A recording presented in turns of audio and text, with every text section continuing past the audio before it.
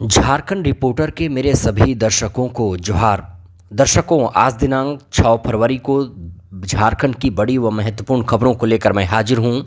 पहली खबर, मुख्यमंत्री हेमंत सोरेन की अध्यक्षता में वित्त विभाग द्वारा आयोजित बजट पूर्व गोष्ठी 2023-24 हुई संपन्न। बजट पूर्व गोष्ठी के अवसर पर कई विशेषज्ञ अतिथियों ने अपने सुझाव राज्य सरकार को दिए हैं। इस अवसर पर सीएम ने कहा कि राज्य के सर्वांगीण विकास पर बजट का फोकस होगा व रोजगार सृजन प्राथमिकता होगी। इस दौरान बजट 2023-24 हेतु आमजन एवं विशेषज्ञों के सुझावों का स्वागत किया गया। मुख्यमंत्री ने कहा कि विकसित राज्यों तथा बड़े बड़े शहरों में बजट के प्रति आम लोगों की उत्सुकता देखने को मिलती है, लेकिन हमारे राज्य में बजट के प्रति लोगों में उत्सुकता कम नजर आती है। उन्होंने कहा कि यह जरूरी है कि राज्य के सुदूर क्षेत्रों में रहने वाले लोग बजट को जानने का प्रयास करें तथा राज्य सरकार द्वारा संचालित योजनाओं का लाभ विकास की राह में खड़े अंतिम व्यक्ति तक पहुंच सकें। बता दें कि झारखंड का बजट कैसा हो, इसको लेकर वित्त विभाग द्वारा हम इन कर बजट पोर्टल के माध्यम से आम जनों से भी सुझाव मांगे गए थे। बेहतर सुझाव देने वाले प्रतिभागियों को मुख्यमंत्री ने प्रशस्ति पत्र देकर तथा शाल उड़ाकर सम्मानित किया। अगली खबर राजनीति से जुड़ी हुई। मंत्री अमित शाह के देवघर रैली के बाद झामुमो ने पलटवार किया। कहा कि चुनाव नज़दीक आता देख भाजपा को आ रही झारखंड की याद। अमित शाह की देवघर की रैली में बिहार और बंगाल से लोगों को लाने का आरोप शनिवार को जेएमएम ने लगाया। सुप्रियो भट्टाचार्य ने कहा कि भाजपा को विपक्ष की सरकार खटकती है। अब चुनाव नज़दीक आता देख इन्हें झारखंड की याद आ रही है। आइए अगली खबर की ओर बढ़ते हैं। एक ही छत के नीचे चल रहे 3 स्कूल, 70 छात्रों पर महज एक शिक्षक। लोहरदगा जिले के भंडरा क्षेत्र में शिक्षक की कमी के कारण एक ही छत के नीचे एक नहीं बल्कि 3 विद्यालय का संचालन किया जा रहा है। भले ही अलग अलग विद्यालय के नाम पर नया भवन बना दिया गया है, लेकिन शिक्षकों के अभाव के कारण भंडरा प्रखंड के लाल बहादुर शास्त्री +2 विद्यालय के छत के नीचे मॉडल व प्रोजेक्ट बंसीधर कन्या उच्च विद्यालय का संचालन भी किया जा रहा है। तो सरकार इसे देखे और इस मामले को, इस प्रॉब्लम को जल्द से जल्द शॉर्ट आउट करे। झारखंड रिपोर्टर की यही अपील है। अगली खबर चतरा जिले से, जहां जल्द शुरू होगा ऑपरेशन चहल। शहर की हर छोटी घटना पर होगी पुलिस की पैनी नज़र। अब शहर में घटित होने वाली हर छोटी बड़ी गतिविधियों पर पुलिस की नज़र होगी। इसके लिए चतरा एसपी ऑपरेशन चहल का शुभारंभ करने वाले हैं। दरअसल नियंत्रण कक्ष का नाम ऑपरेशन चहल दिया गया है। अपराध पर अंकुश लगाने की दिशा में ऑपरेशन चहल के तहत नियंत्रण कक्ष ही पूरे शहर पर नज़र रखी जाएगी। इसके तहत संवेदनशील इलाकों पर सीसीटीवी लगाए गए हैं।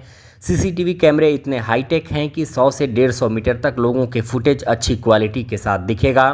15 दिन तक इस फुटेज को सुरक्षित रखा जाएगा। आइए अगली खबर की ओर बढ़ते हैं। गरीब रथ में ट्रेन कॉकरोच चूहों का आतंक, यात्रियों को मिलता है गंदा बेडरोल और फटा कंबल।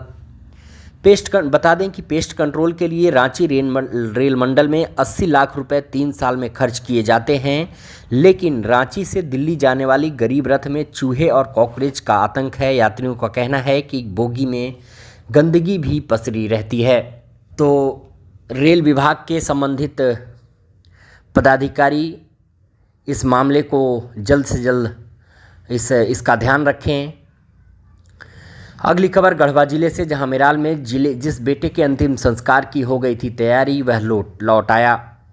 गलतफहमी की वजह से मां का रो कर बुरा हाल हो गया था। पिता ने पोस्टमार्टम के बाद शव भी रिसीव कर लिया था। घर पर अंतिम संस्कार की तैयारियां पूरी कर ली गई थीं, कब्र भी खोद ली गई थी। तभी उसका पुत्र आकर्षण पहुंच गया। दरअसल मेराल में बाइक और पिकअप की टक्कर में 2 युवकों की मौत हो गई थी। आकर्षण के पिता ने व्हाट्सएप पर जिस मृत युवक की पहचान की, वह उसके बेटे का दोस्त निकला।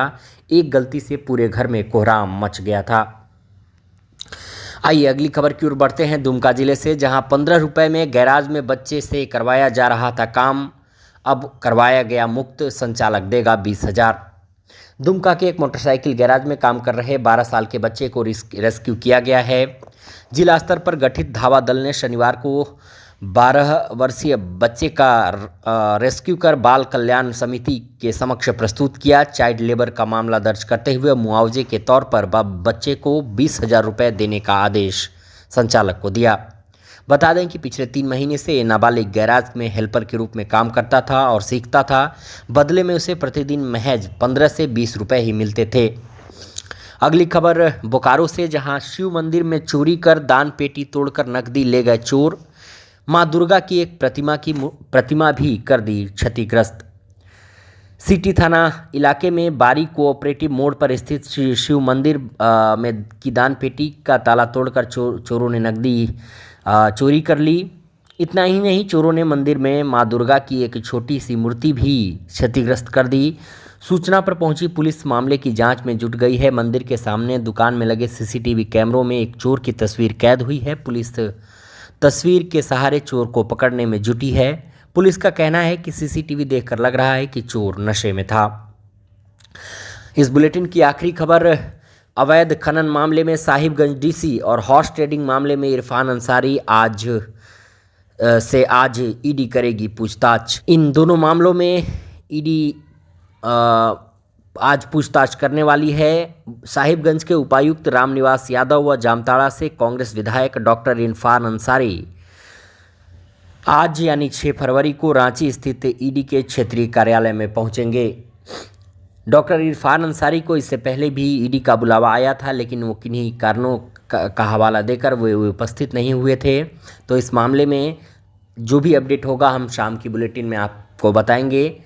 दिन भर की बड़ी खबरों के लिए आप हमारे वेबसाइट www.jharkhandreporter.com पर भी विजिट करें। अभी के लिए बस इतना ही। मुझे दीजिए इजाज़त। नमस्कार।